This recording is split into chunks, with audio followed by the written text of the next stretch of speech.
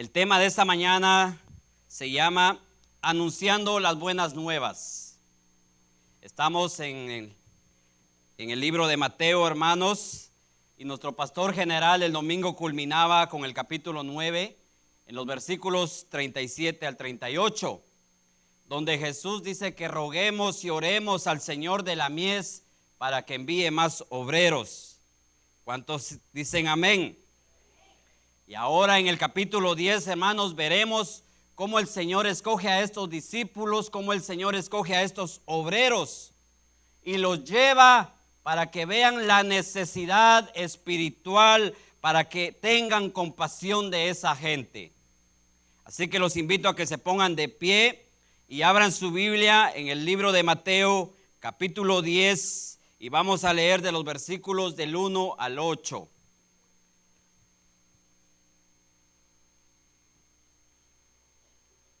Cuando lo tengan me dicen amén. Pero no amén. Eso. Gloria al Señor, y la palabra la leemos en el nombre del Padre y del Hijo y del Espíritu Santo. Entonces, llamando a sus discípulos, les dio autoridad sobre espíritus inmundos para que los echasen fuera y para sanar toda enfermedad y toda dolencia.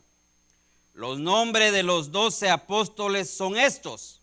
Primero, Simón, llamado Pedro, y Andrés su hermano, Jacobo, hijo de Zebedeo, y Juan su hermano, Felipe, Bartolomé, Tomás, Mateo el publicano, Jacob, hijo de Alfeo, Lebeo por sobrenombre Tadeo, Simón el cananista y Judas Iscariote, el que también le entregó.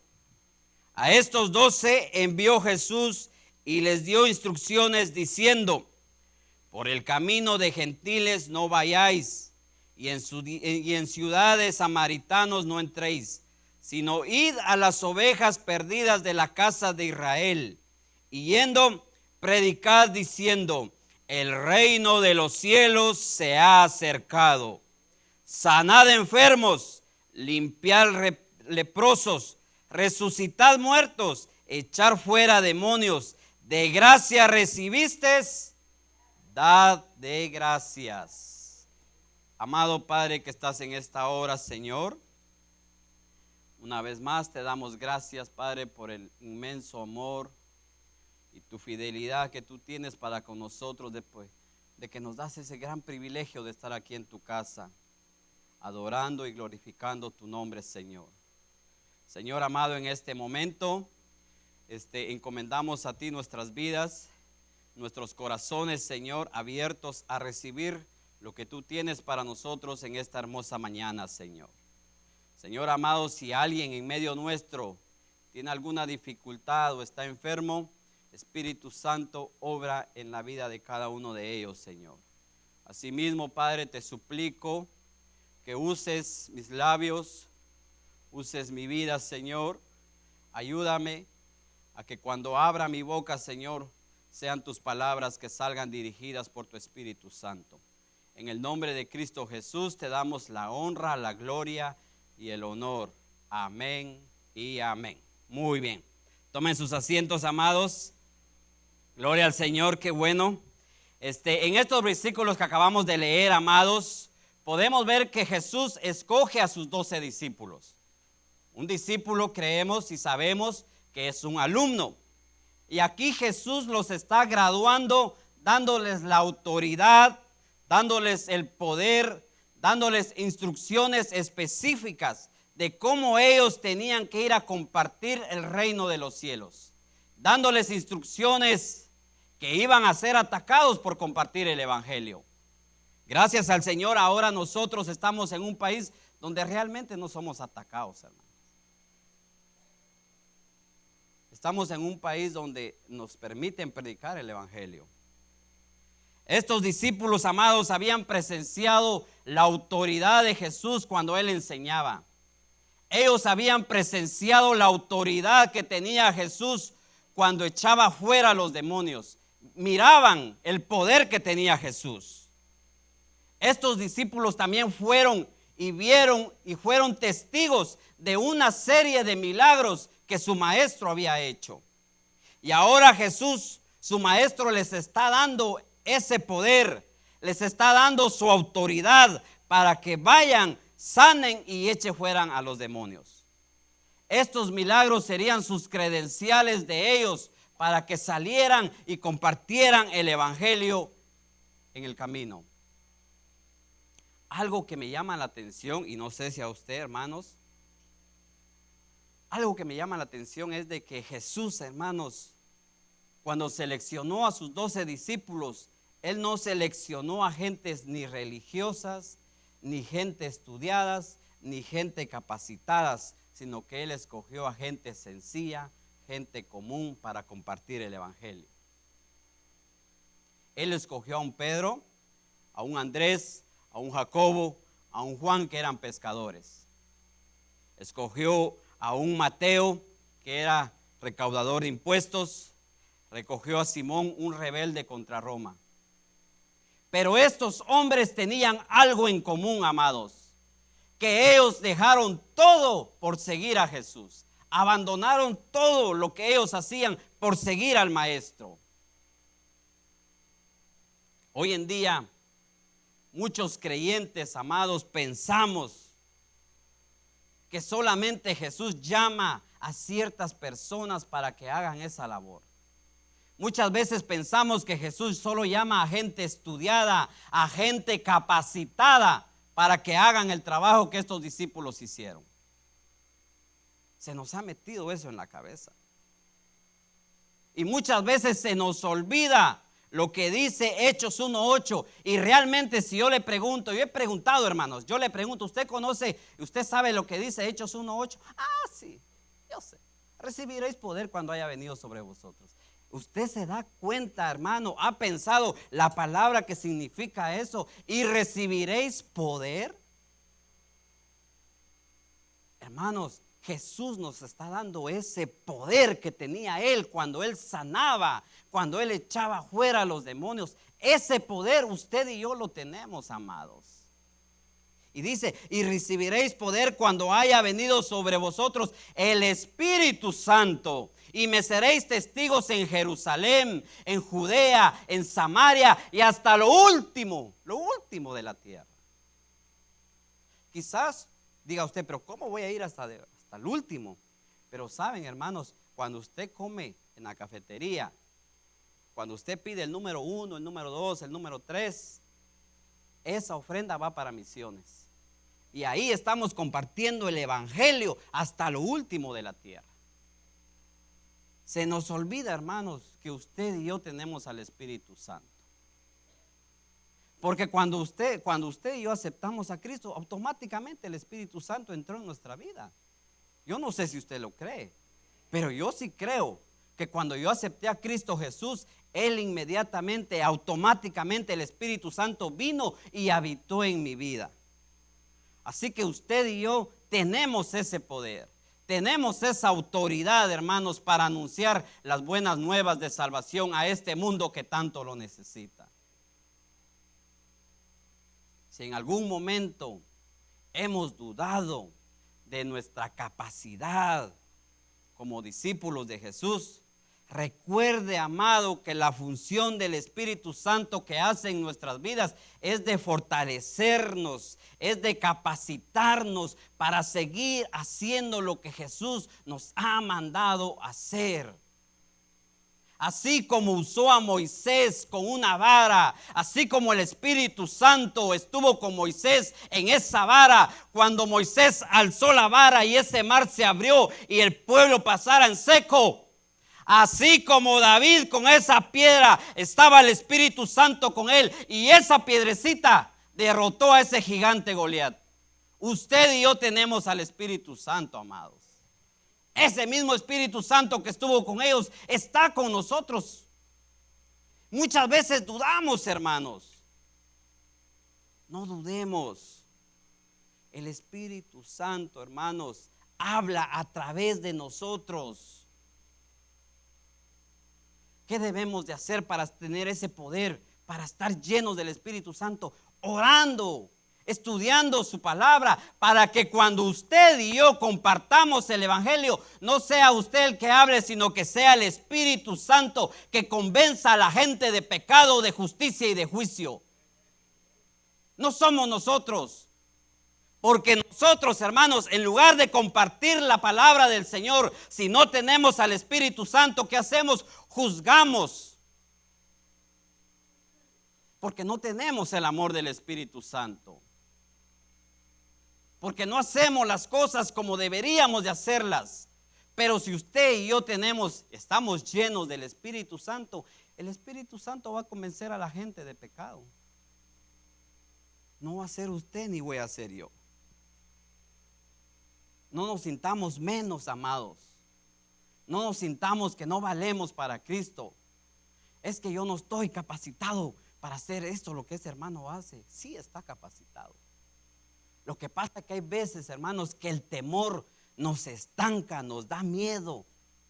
¿De qué vamos a decir? ¿De qué vamos a hablar? Pero es que no es usted, es el Espíritu Santo en mí, hablando a través de mí. En cierta ocasión se encontraba un joven en Atlanta. Se fue de vacaciones. Estando en Australia, estando en sus días de vacaciones, en un momento de receso, él se fue a pasear. Y en cierta calle llamada el Cruce del Rey, dice que él sintió que alguien le agarró la camisa por detrás. Dice que él, asustado, inmediatamente se dio la vuelta para ver quién era y se llevó la sorpresa de que era un vagabundo. Y ese vagabundo le hizo la siguiente pregunta: oiga, señor, si usted se muriera en esta noche, ¿a dónde cree que pasaría la eternidad? Dice que esta pregunta lo mantuvo a él molesto por 3 semanas, queriendo encontrar la respuesta a esa pregunta que ese vagabundo le había hecho. Y por más que él buscaba y buscaba y buscaba, es que realmente cuando uno busca esa pregunta no la va a encontrar en ningún lugar, no, solamente cuando uno viene a los pies de Cristo. Y él dice que encaminó de su desesperación, encaminó sus pies hacia una iglesia cristiana y ahí encontró la respuesta. Y desde ese momento su vida fue cambiada y fue transformada. El pastor de esta iglesia quedó tan asombrado. Decía, ¿cómo es posible que un vagabundo pudo cambiar y pudo transformar la vida de este hombre? Es que no era el vagabundo, era el Espíritu Santo en el vagabundo. Y dice que pasaron 3 años cuando de repente entra otro hombre a la misma iglesia y cuenta el mismo testimonio del hombre que entró hace 3 años. Y dijo que la respuesta la había encontrado hasta que llegó a los pies de Cristo. Ese pastor aún se quedó sin palabras. Dice, ¿cómo es posible que 2 hombres en mi misma iglesia estén dando el mismo testimonio? A la semana siguiente, el pastor tenía un viaje misionero hacia Australia. Y dice que en su tiempo de receso, él dijo, voy a ir a ver si encuentro a ese vagabundo que impactó la vida de estos hermanos. Y salió a buscarlo, queriéndolo encontrar. Cuando llegó a esa calle, esa famosa, la calle del Rey, miren, alguien le tocó la camisa, se la jaló por detrás. El pastor inmediatamente volteó a ver y le dijo, antes de que tú me preguntes, ya sé lo que tú me vas a decir. Que si en esta noche yo muriera, ¿a dónde pasaría la eternidad? El hombre quedó asustado y le dijo, ¿cómo es que tú supiste esa pregunta?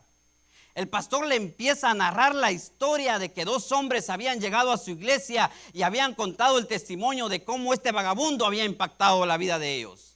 El hombre comenzó a llorar amargamente y comenzó a llorar y a llorar y a llorar frente al pastor y le dijo, ¿sabe, pastor? Hace 10 años yo le entregué mi vida a Cristo y quería hacer algo por él, así que decidí ponerme en esta esquina y cada persona que pasara por acá le hiciera la siguiente pregunta.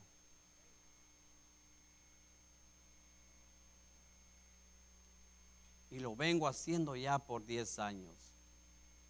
Y esta es la primera vez durante 10 años que he escuchado que esta pregunta pudo cambiar y pudo impactar la vida de estos dos hombres.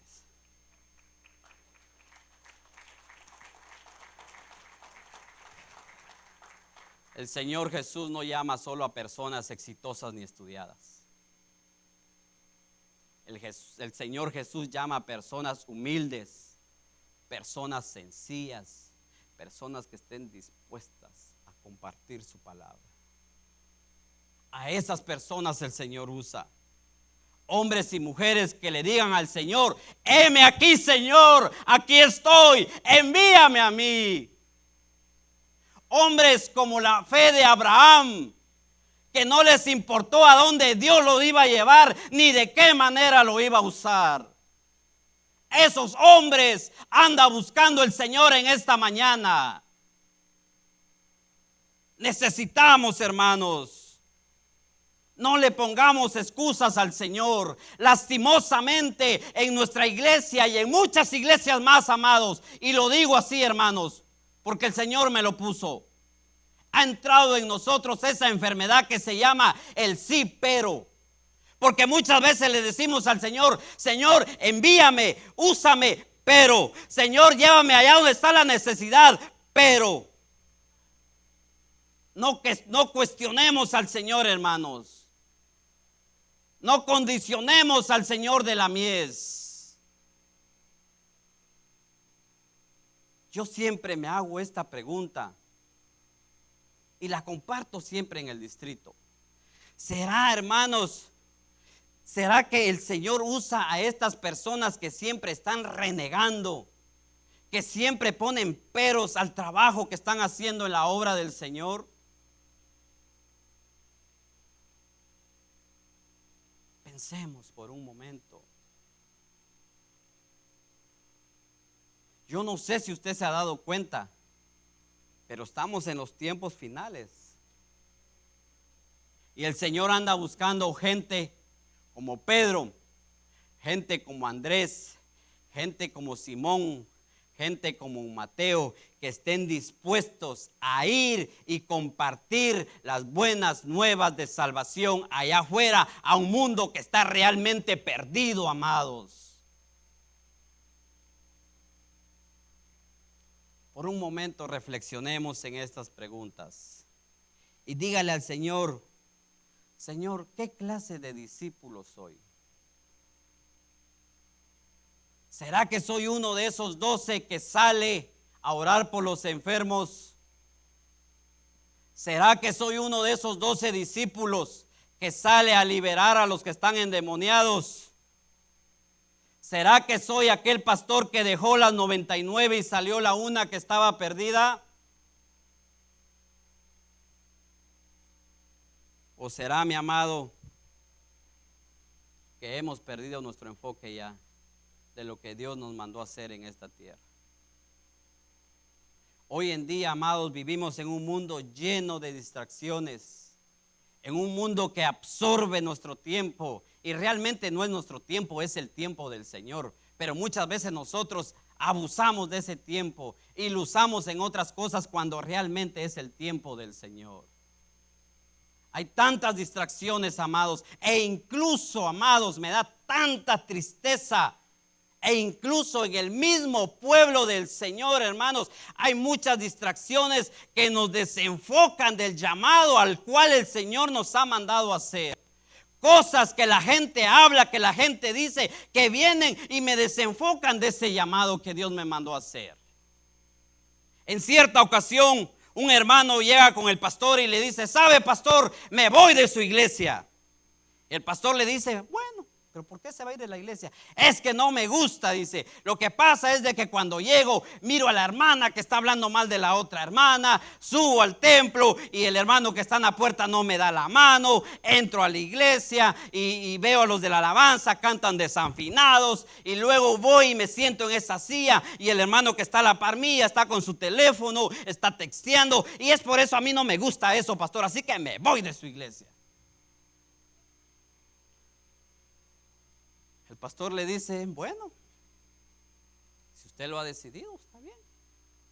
Pero antes de que se vaya, le dice, hágame un favor, me va y me llena este vaso de agua. Y sabe, y le da 3 vueltas a la iglesia antes de que se vaya. Muy bien, dice el hermano, tan fácil me la puso este pastor. Y se va. 1, 2 y 3. No doy más porque me puedo marear. Y llega y le dices, listo pastor, hice lo que usted me pidió. El pastor le dice, antes de que se vaya quiero hacerle las siguientes preguntas. Cuando usted estaba dando vueltas con el vaso, ¿usted se dio cuenta de la hermanita que está hablando mal de su otra hermanita? No, pastor. ¿Y se dio cuenta del hermano que no le dio la mano? Tampoco, pastor. ¿Y se dio cuenta de los hermanitos que pasan texteando en el servicio? Menos, pastor. El pastor le dice, ¿sabe por qué? Porque usted estaba enfocado en el vaso a que no se derramara una gota de agua. Muchas veces, amados, perdemos nuestro enfoque. Sabemos que nuestro enfoque es Jesucristo, pero muchas veces, hermanos, estas pequeñeces, muchas veces estas distracciones nos desenfoca del llamado a cual el Señor nos ha mandado a hacer en esta tierra. Hermanos, yo siempre le digo esto a los líderes: nunca, nunca piense usted, amado hermano, que le va a caer bien a otro hermano. Nunca le va a quedar bien. Si el arroz tiene mucha sal, que tiene mucha sal. Que si no tiene sal, que le faltó la sal. Que no me dieron café, que no hicieron eso. Nunca vamos a quedar bien. Entonces, ¿por qué nos vamos a enfocar en pequeñeces, en cosas que no le agradan al Señor, y nos estamos desenfocando en lo más importante? Hermanos, ¿cuántas personas están muriendo sin esperanza, sin Cristo, que van directamente al infierno? Y muchas veces decimos: ay, Señor, ten compasión de ellos. ¿Por qué, hermanos? Que el Señor tenga compasión de mí cuando aquel día yo esté delante de Él y me diga: siervo inútil, no hiciste lo que te mandé a hacer. ¿Por qué enterraste ese talento? Tenías el don de sanidad, tenías el don de liberar, ¿y qué hiciste? Lo enterraste. Que el día sí va a ser. La palabra lo dice. Nos estamos desenfocando, hermanos. En la Biblia encontramos hombres como Josué y Caleb, que a pesar de la murmuración de la gente, ellos no perdieron su enfoque. Ellos sabían que había una promesa. A ellos no les importó los gigantes.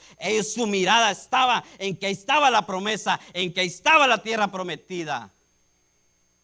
Vemos a un apóstol Pablo en el libro de los Hechos 23, 12, 13, que un grupo de judíos, amados, hicieron un complot y juramentaron bajo maldición, diciendo, imagínense, que no comerían, que no beberían hasta darle muerte al apóstol Pablo.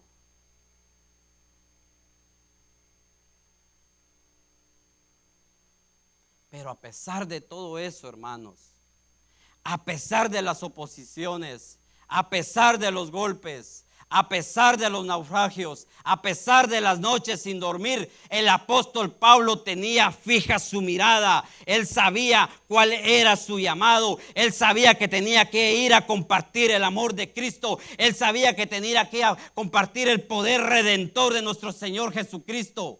Él sabía que tenía que ir a compartir el poder restaurador, el poder libertador de aquel hombre que un día murió en la cruz del Calvario, para que usted y yo hoy estemos libres y estemos aquí alabando al Señor, esperando que un día Él venga por su iglesia y nos diga: ven, hijo, hijo.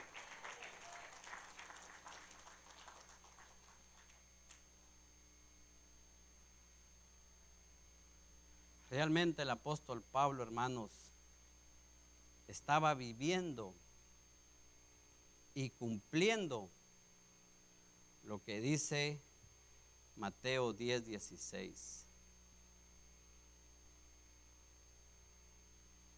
Mateo 10:16 dice: he aquí, yo os envío como ovejas en medio de lobos. Sean pues prudentes como serpientes y sencillos como palomas. Muchas veces dice: ay, hermano, deje de estar mencionando serpiente porque eso tipifica al demonio. Pero aquí Jesús nos dice que usemos la astucia de Él para compartir el evangelio. Hermanos, ser ovejas en medio de lobos significa que usted y yo, hermanos, no estamos llamados para atacar, sino esperar, hermanos, que el pastor de los pastores ataque por nosotros. Muchas veces nos ponemos al tú con las personas. Y hermanos, dígame, si usted se pone a pelear con el que está a la par suya en el trabajo, si usted se pone a cuestionar a su patrón, dígame en qué momento usted va a ser una plataforma para que él venga a los pies de Cristo. Si dice, si para ser cristiano, ser así como tú hablas, ser así como tú te comportas, ser así como tú ya llegas tarde, ¿cómo me vas a llevar al cristianismo? ¿Cómo me vas a llevar a conocer a ese tu Dios del cual tú hablas? Hermanos, tenemos que ser como la oveja, mansos. Pero también, hermanos, debemos de saber que el enemigo, que los amigos, ellos sí siempre nos van a atacar. Ellos siempre nos van a atacar, hermanos. Que si oras por la comida, ¿por qué estás orando por la comida? ¿Acaso no a ti te suda para ganarte el plato de comida? Ellos nos van a cuestionar, ellos nos van a atacar en todo momento. Pero usted debe de saber muy claro, amado hermano, que el pastor de pastores, el rey de reyes, siempre va a pelear por este rebaño sagrado. Él siempre va a tener el cuidado de nosotros, hermanos. Nunca dude en ningún momento que Dios nos va a abandonar. Estas personas solo, miren, escuchan cuando usted abre su boca. Yo a veces me imagino, y digo yo, meter a un lobo en medio de lobos y que solo diga ¡Mey! Así estamos muchas veces nosotros, hermanos. Así estamos. Es que Dios te ama. ¿Qué? ¿Cómo Dios me ama? Si me amara no me hubiera pasado eso. Es que Dios tiene el control de tu familia. ¿Cómo va a tener el control de mi familia? Pero es ahí donde tenemos que usar la astucia de la serpiente. Ser astutos para compartir la palabra del Señor, hermanos. Tenemos que ser astutos. El apóstol Pablo, hermanos, él usó la astucia, él usó la sencillez. Él fue como una oveja en medio de esos lobos. Imagínense que a usted no lo dejen salir, hermanos, y que están 40 personas ahí esperando y que no van a comer y que no van a beber hasta que usted se muera. Saben, yo lo viví. No así que en Guatemala, no sé si ya lo conté, pero en Guatemala mi suegro fue a dar posición a un nuevo pastor y ya vio que los hermanitos, mire, cerraron el templo y estaban con machetes afuera, hermanos. ¿Y cómo sonaban los machetes? ¡Plah! ¡Plah! De aquí no te vas, pastor, porque ese cambio que hiciste no lo queremos, y no te vas y no te vas. Imagínense. Ahí me entró miedo a mí. Le dije yo a mi esposa, ¿ser pastor así? No, olvídate. Le dije, no, yo no soy pastor. ¿Cómo? ¿Esperar que alguien me esté esperando para machetearme allá afuera? No. Pero miren, hermanos, ahí es donde vemos el poder del Espíritu Santo que obra a través de nosotros. Y el Espíritu Santo tocó al pastor, al que era el pastor antes, le tocó el corazón y calmó a la gente para que nosotros pudiéramos salir. Uno dice, ¿será que hay de eso en la iglesia?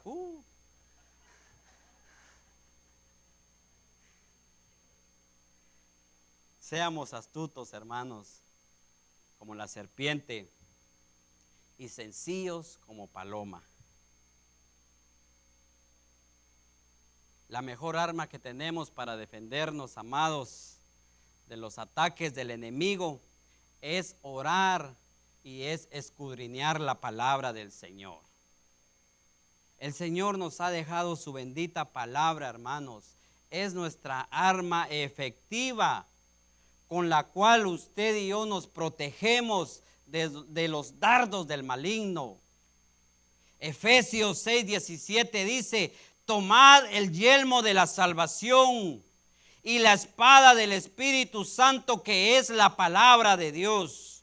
Orar en todo tiempo con toda oración y súplica en el Espíritu, y velad en ello con toda perseverancia y súplica por todos los santos.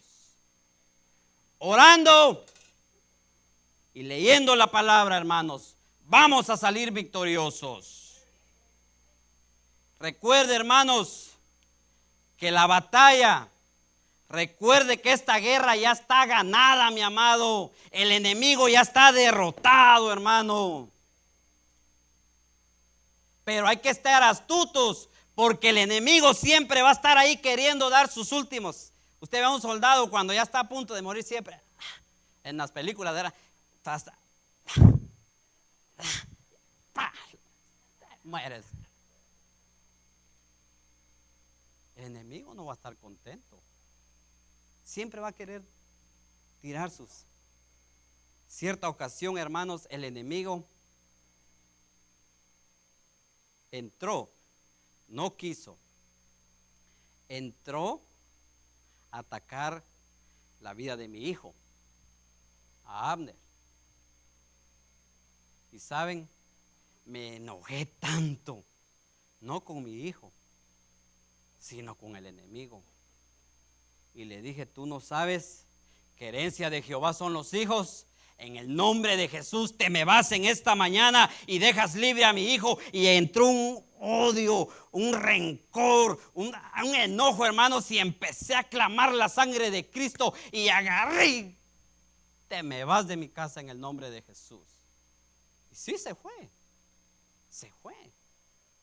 Porque usted y yo tenemos esa autoridad, hermanos, de orar por nuestros hijos. Muchas veces, hermanos, no vamos a tener el tiempo de llamar a nuestro hermano Pulido. Muchas veces no va a haber tiempo de llamar a la hermana Rosita. Usted y yo, hermanos, tenemos ese poder del Espíritu Santo para orar y que ese enemigo se vaya de nuestra casa, y que cuando nuestros hijos estén enfermos, usted le diga: en el nombre de Jesús, queda sano en esta mañana. Usted y yo lo podemos hacer, amados.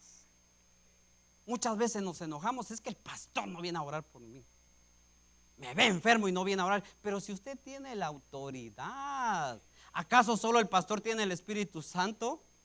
¿Acaso solo su líder tiene al Espíritu Santo? Usted y yo tenemos al Espíritu Santo. Entonces no nos enojemos, sino: gracias, Señor, porque yo tengo esa autoridad, y en el nombre de Jesús yo oro por mi familia. En conclusión, hermanos, en esta mañana ¿no está el pastor Quesada? En conclusión, les recuerdo que estamos en un mundo rodeados de ataques, de angustias, de soledades, de dolores. Y quizás, amados, estamos a punto de dar un paso de victoria. Y es ahí donde Jesús nos dice, y es ahí donde comprendemos la orden que Jesús dio: hijos, no se apresuren, no huyan desesperados, ni ataquen sin tener cálculo y discernimiento. Midan cada paso que den. Tengan la astucia de una serpiente. Ella no se desespera, ella espera pacientemente. Ella no se angustia, ella espera para ver a qué hora llega su presa y atacarla. O si no, huye de su presa. Usted y yo tenemos que ser astutos, hermanos. Necesitamos tener la astucia de esa serpiente. Necesitamos ser mansos y humildes, hermanos, ser pacientes, hermanos, para poder compartir la palabra, sencillos como una paloma. Varones, reflejemos la blancura de una paloma que es el Espíritu Santo. Reflejemos, hermanos, la santidad en nuestro trabajo. ¿Por qué la vamos a reflejar? Porque por medio de nuestra santidad ellos van a ver si se puede serle fiel a mi esposa. Pero usted y yo tenemos que ser los ejemplos, hermanos. Quizás usted ha querido renunciar a su trabajo. Quizás usted ha dicho, es que ya no aguanto más. Quizás usted ha dicho, es que este ambiente de este trabajo me desespera, ya no quiero seguir más. Pero en esta mañana le dice el Señor: hijos, recuerde que ustedes son una oveja en medio de lobos. Solo sé pacientes, sé astuto, sé sencillo, para cuando llegue el momento tú compartirás mi palabra.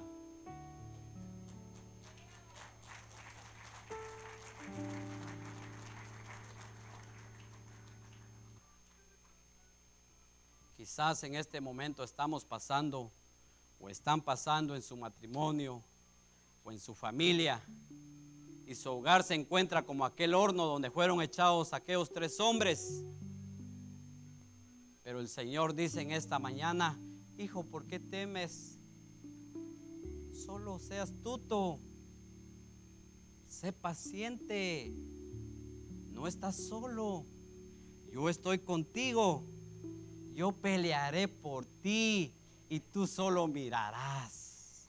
Pero tenemos que ser pacientes, humildes y sencillos, para que el Espíritu Santo obre a través de nosotros, mis amados. Quizás usted ha dicho, es que ya no aguanto esta vida que llevo. Es que ya no aguanto las malas miradas.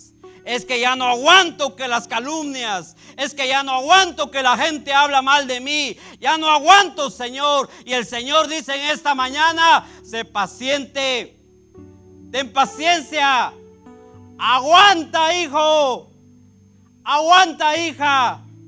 Sé paciente, porque al que venciere le daré de comer del árbol de la vida, el cual está en medio del paraíso, dice el Señor. El que venciere no sufrirá daño en su segunda muerte.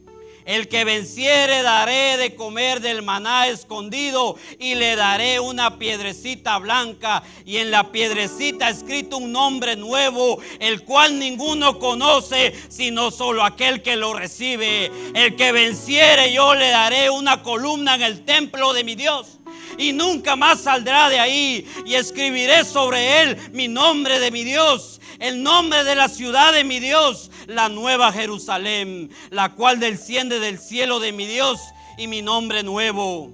El que venciere le daré que se siente conmigo en mi trono, así como yo he vencido y me he sentado con mi Padre en su trono. El que venciere, dice el Señor, heredará todas las cosas, y yo seré su Dios y él será mi hijo, dice el Señor. Póngase de pie, amados, póngase de pie.